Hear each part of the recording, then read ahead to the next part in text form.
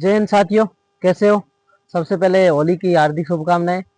और सबसे पहले एक प्रण ले लेना कि अब की बार होली आए वो गवर्नमेंट जॉब की वाली आए, जो बेरोजगारी वाली ना हो।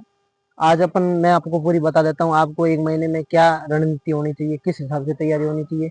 देखो, आप कमेंट काफी आपने कमेंट किया है कि सर वो वैसे कह रहे हैं, वो वैसे कह रहे हैं। तो मैं आपको एक स्पष्ट यानी जो सिलेबस के अकॉर्डिंग है वो मैं आपको बता देता हूँ। बाकी आपको जो अच्छा लगे, जो आपको जैसा लगे, जिस बात को जिसको आपको सही लगता है वैसे करना। मैं आपको पूरे 3 पार्ट है, तीनों पार्ट के बारे में आपको एक पूरे मतलब थोड़ा आज गौर करना इस बात को, आपको कैसा लगता है कि ये बात सही है नहीं। देखो, सबसे पहले मैं आपको बता देता हूँ, अपना पहला पार्ट रीजनिंग का आएगा। तो वो यानी 180 नंबर का है, यानी सबसे बड़ा पार्ट ये होता है। और इस चीज का आप विशेष ध्यान रखना रीजनिंग में। अगर आपको लगता है कि मेरे मेरे को सब कुछ आ रहा है तो ये आपका बहुत भ्रम हो जाएगा। ये ऐसे मत सोचना कि मेरे को तो ठीक है, मैं रीजनिंग में अच्छा स्कोर कर लूंगा और अभी मिलाना छोड़ देता हूँ, जो बाकी जो बचा हुआ है वो तैयार नहीं कर रहा हूँ। ऐसा आप बिल्कुल भी किसी भी हाल में गलती मत करना।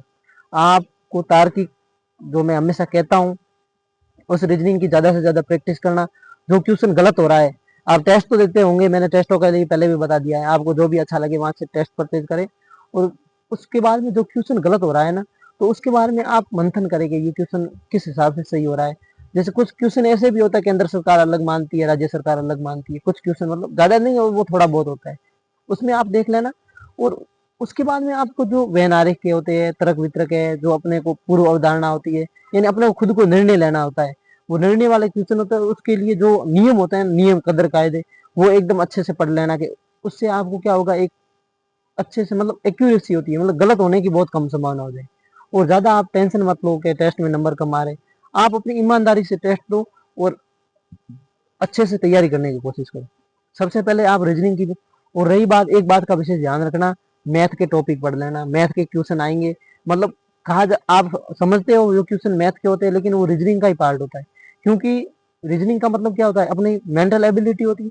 और उसमें भी कोई मैथ का कोई रोल नहीं होता है, उसमें भी मेंटल एबिलिटी, ना उसमें सूत्र लगते हैं, मतलब वो पूरा मेथड के आधारित है। तो आपको मैं 4-5 टॉपिक बता देता हूँ, उसकी तैयारी कर लेना। एक तो औसत है, और एक कार्य और समय है। कार्य और समय, यानी एक तो आप कार्य और समय तो विशेष ध्यान रखना। अनुपात और समानुपात है। तो ये 4-5 चीजें होती है, उसके लिए आप विशेष ध्यान रखना। तो ये पार्ट में ये हो जाएगी तार्किक गणित। और उसके बाद में दूसरे में अपने को मतलब विस्तृत सिलेबस में यही दिखा। आप कह रहे हो कि इंडिया जीके, इंडिया जीके बिल्कुल नहीं पढ़ना है आपको। इंडिया जीके का मतलब कोई रोल ही नहीं है, सामान्य ज्ञान लिखा हुआ है, उसमें से कोई क्वेश्चन आएंगे। विशेष ध्यान रखना बी पार्ट में, यानी बी दूसरा तो जो अपना पार्ट है उसमें आप विशेष ध्यान रखना। एक तो आप ध्यान रखना करंट जीके का, और दूसरा ध्यान रखना आप रीजनिंग, सॉरी, इसका करंट जीके, और दूसरा आप साइंस का। दो चीजें आप विशेष ध्यान रखना। इसमें मैं आपको कहता हूँ काफी लड़के मात खाएंगे, क्योंकि ये चीज ऐसी होती है, जिसको याद होता है वो तो, जिसको इंटरेस्ट होता है उसको याद हो जाता है। और जिसको इंटरेस्ट नहीं होता है वो उस चीज को इग्नोर कर देता है एक बार, क्योंकि उसका मन ही नहीं होता है दोबारा वो पढ़ने का, तो वो छोड़ना। तो आप इस चीज को विशेष ध्यान रखना कि करंट और साइंस को आप, क्योंकि साइंस में ज्यादा उतना मैटर दिया हुआ नहीं है, आपको पता ही है कि 5-6 टॉपिक है। तो उसको आप कहीं से भी अच्छे से पढ़ लेना।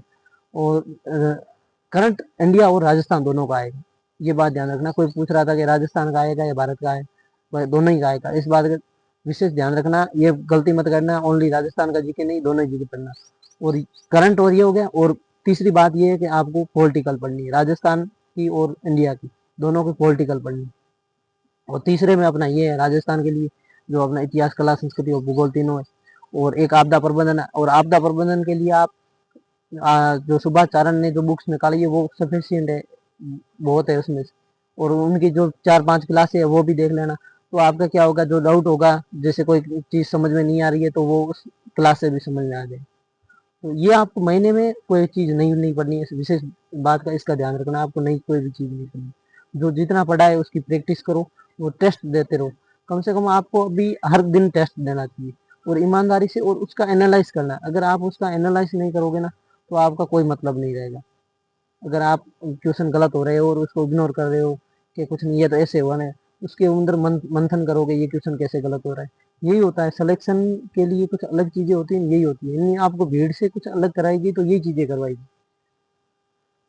जो चीज आपका मन नहीं कर रहा है उसको पढ़ोगे तभी आप अलग होगे।